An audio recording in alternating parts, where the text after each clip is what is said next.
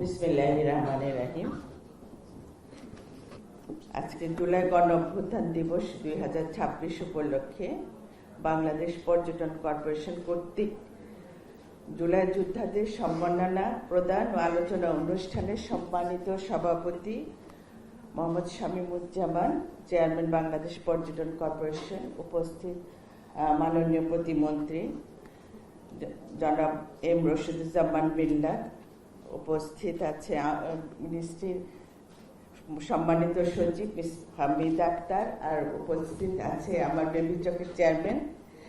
আর এখানে দেখছি উপস্থিত আছে আমার পাইলট ভাইরা, এখানে উপস্থিত আছে সম্মানিত সুধীমণ্ডলী, আমার ক্যানেডি ভাই এখানে উপস্থিত আছে। আজকে আমাদের সৌভাগ্য, ক্যানেডি ভাইরা আজকে আমরা পেয়েছি। উপস্থিত আছেন এই প্রতিষ্ঠানের সাথে জড়িত সকল সদস্যবৃন্দ, সবচেয়ে যাদের নিয়ে অনুষ্ঠান সেই জুলাই যোদ্ধারা আর সম্মানিত জুলাই যোদ্ধা এবং তাদের অভিভাবক বৃন্দ, আসসালামু আলাইকুম।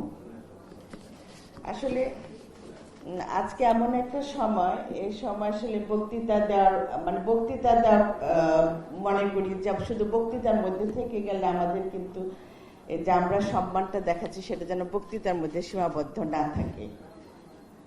আজকে যে মা তার সন্তান হারিয়েছে তার কষ্টটা সেই বুঝতে পারবে যে একজন মা সন্তান হারানোর কষ্ট কত বড়। একজন বাবার কাঁধে যখন সন্তানের লাশ থাকে, এর থেকে ভারী কিছু দুনিয়াতে থাকে না তার জন্য। একজন স্ত্রী তার স্বামীকে হারিয়েছে, এখানে আমার সামনে যে আছে জুবাইর ব্যাপারী, ওর ওয়াইফ স্বামীকে হারিয়েছে, দুইটা ছোট্ট বাচ্চা নিয়ে ওর জীবন কিভাবে চলছে সেটা আমরা সবাই বুঝতে পারছি, কি জীবনে যাচ্ছে। আজকে এই যে আমার সামনে বসে আছে, সে হাঁটতে পারছে না। এই যে কতগুলি আমরা যে দেখছি অসহায় মানুষ, এটা তো অল্প একটা চিত্র, সারা বাংলাদেশে হাজার হাজার এরকম চিত্র রয়ে গেছে যাদের দুরবস্থার মধ্যে যাচ্ছে। আমি সবাইকে আমার অন্তঃস্থল থেকে ধন্যবাদ বলবো না, ধন্যবাদ বলার কৃতজ্ঞতা জানাচ্ছি যে আজকে আপনাদের অবদানের কারণে আজকে আমরা এখানে দাঁড়িয়ে কথা বলছি। আমরা এখানে যারা বেঁচে আছি শুধুমাত্র আপনাদের জন্য, আপনাদের সন্তানদের আপনারা বলিদান দিয়েছেন সেই জন্য।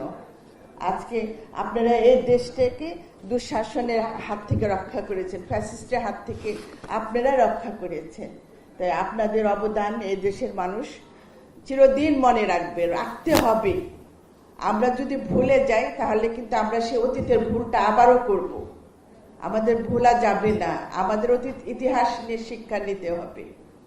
যে রক্তের উপর দাঁড়িয়ে আমরা আজকে কথা বলছি সেই রক্তের মূল্যায়ন করতে হবে, সম্মান দিতে হবে। তা আমি আমার এখানে যারা আছেন, উপস্থিত আছেন, আমার সাংবাদিক ভাইরা আছেন, তাদের সবার কাছে একটাই কথাই বলবো, আমাদের এই যে আমার ছোট ছোট সন্তানরা যে দেশপ্রেম আমাদের শিখেছে, দেশকে কিভাবে ভালোবাসতে হয়, কিভাবে ফ্যাসিস্টের বিরুদ্ধে আন্দোলন করতে হয়, সমস্ত শিক্ষা কিন্তু আমরা এই জুলাই যোদ্ধাদের কাছ থেকে পেয়েছি। তাদের আমাদের চিরদিন মনে রাখতে হবে। এবং শুধু আমরা এই সময়ের মধ্যে আমরা শুধু একটা অনুষ্ঠান করলাম, বছর একটা অনুষ্ঠানের মধ্যে যেন আমাদের সীমাবদ্ধ না থাকে। একজন মানুষ তার ওর স্বামী চলে গেছে, ওর সংসার কিভাবে চলবে, ওর সন্তান দুটা মানুষ হবে কিভাবে, সেটা আমাদের চিন্তা করতে হবে। আজকে যে পঙ্গু হয়ে আছে তার তো চাকরির একটা দরকার আছে, তার চাকরিটা আমরা কিভাবে দিতে, কর্মসংস্থানের ব্যবস্থা করতে হবে। যে বাবার সন্তান হারিয়ে গিয়েছে তার সংসার কিভাবে চলবে, সে কিভাবে তার জীবনযাপন পার করবে, সেটাও আমাদের চিন্তা করতে হবে। এবং সেই চিন্তাটাই করছেন আমাদের বর্তমান প্রধানমন্ত্রী জনাব তারেক রহমান, যিনি আপনারা দেখেছেন এর আগেও আমরা এই যে স্বাধীনতা পাওয়ার আগেও কিন্তু উনি কি করেছেন, আমরা জিয়া পরিবার এটা দিয়ে কিন্তু উনি সারা বাংলাদেশে যারা গুম হয়েছে, খুন হয়েছে, জুলাই যুদ্ধ থেকে শুরু করে প্রত্যেকটা পরিবারে উনি অনুদান দিয়েছে। এবং যেখানে যার যে প্রয়োজনটা মাননীয় প্রধানমন্ত্রী সেভাবে সবার পাশে সে দাঁড়িয়েছেন। এটা জ্বলন্ত প্রমাণ আপনারা নিজের চোখেই দেখেছেন সবাই। তা আমরা তার সেই ধারাবাহিকতাটা ধরে রাখার চেষ্টা করব। আমরা চেষ্টা করব আমাদের মাননীয় প্রধানমন্ত্রী কি করছেন, উনি কি অনুসরণ করছেন, কিভাবে উনি তার সমস্ত কথাবার্তার মধ্যে আমাদের বুঝিয়ে দিচ্ছেন যে তোমরা জনগণের কাছে যাও, জনগণের জন্য কাজ করো, দেশের জন্য কাজ করো।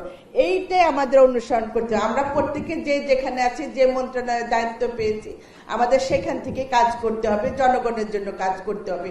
আজকে আমরা এখানে দাঁড়িয়ে আছি, জনপ্রতিনিধি হয়েছে বা মন্ত্রী বলেন যাই, আজকে এখানে আমরা দাঁড়িয়েছি শুধুমাত্র এই জুলাই যোদ্ধাদের কারণে এবং সাধারণ জনগণের, তৃণমূল পর্যায়ের জনগণের ভোটের কারণে আজকে আমরা এখানে দাঁড়িয়ে আছি। সুতরাং আমাদের প্রথম লক্ষ্যই থাকবে আমার দেশের জনগণের, অসহায় মানুষের জন্য কাজ করা। এটি যার যার অবস্থান থেকে আমাদের তৈরি করতে হবে। আজকে যে এখানে কথা হলো যে পর্যটনের, আমাদের মাননীয় প্রতিমন্ত্রী বললেন যে আমাদের পর্যটন আছে, বিমান আছে, ট্যুরিজম বোর্ড আছে, এই যে তিনটা আমরা যে সেক্টর আছে, আমরা এখান থেকে কাজ করব। এই জুলাই যোদ্ধাদের জন্য, জুলাই যোদ্ধাদের পরিবারের জন্য এখান থেকে আমরা কাজ করব। আমি যে অবস্থানে আছি, আমার প্রতিমন্ত্রীর যে অবস্থা, আমরা যার যার অবস্থান থেকে কাজ করব। আমরা বিশেষ করে আমার যেটা উনি যে প্রস্তাবটা দিয়েছে, চাকরি করা, কর্মসংস্থানের ব্যবস্থাটা করা, এটা আমি মনে করি এখানে যারা আছেন, দায়িত্বে যারা আছেন, তাদের এটা করতে হবে, তাদের এই দায়িত্বটা নিতে হবে যে জুলাই যোদ্ধারা যারা চাকরি যে পর্যায়ে চাকরি করতে পারে তাদের ঠিক সেইভাবেই ব্যবস্থা করে দেওয়া। অলরেডি কিন্তু সার্কুলার হয়ে গেছে অনেক। তা আমি অনুরোধ করব এখানে যে আপনারা সেই সার্কুলার অনুযায়ী সবাই অ্যাপ্লাই করেন, আমরা আপনাদের চাকরির ব্যবস্থা করে, কর্মসংস্থানের ব্যবস্থা করে দিব। এটা অলরেডি অনেক লোক দেওয়া হবে। আর যেখানে 30% ডিসকাউন্টের কথা বলেছেন, যে রিসোর্ট 36%, এটা অবশ্যই, এটা তো তাদের দাবি, এটা তারা পাওয়ার যোগ্যতা রাখে। এটা এই ব্যাপারে আমি একমত এবং সেই ব্যাপারে আমি আমার সভাপতি শামীমুজ্জামানকে ধন্যবাদ জানাই তার এই প্রস্তাবটার জন্য। আমি আশা করি তাদের যেখানে যাওয়ার ইচ্ছা সেখানে যাবে। আর কোথাও যদি দূরে যেতে হয় তখন তো অনেক সময় প্লেনে যেতে হবে, প্লেন ভাড়া লাগবে। আমরা জুলাই যোদ্ধাদের জন্য প্লেন ভাড়াটাও কিন্তু কমিয়ে দিতে পারি, 50%-এর মধ্যে নিয়ে আসতে পারি জুলাই যোদ্ধাদের জন্য। তা আমাদের সবারই চেষ্টা থাকবে দেশের মানুষের পাশে দাঁড়ানো, দেশের জন্য কাজ করা। আজকে আমাদের এই ট্যুরিজমের সেক্টরটা বিগত 17 বছর ধরে কিন্তু খুবই দুর্বল একটা অবস্থার মধ্যে আছে। আপনারা দেখছেন যে বিগত 17 বছর ধরে এই ট্যুরিজম বলেন, আপনি পর্যটন বলেন, এখানে কোনো কাজই হয় নাই, কোনো কাজ হয় নাই।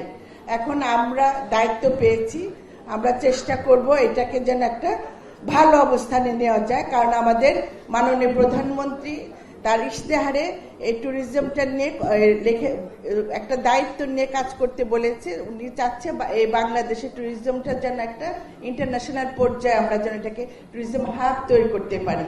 তা আমরা সেখানে চেষ্টা করব, আমাদের যতটুকু সম্ভব আমাদের মেধা দিয়ে আমরা চেষ্টা করব এটাকে একটা ভালো অবস্থানে নিয়ে যাওয়ার জন্য।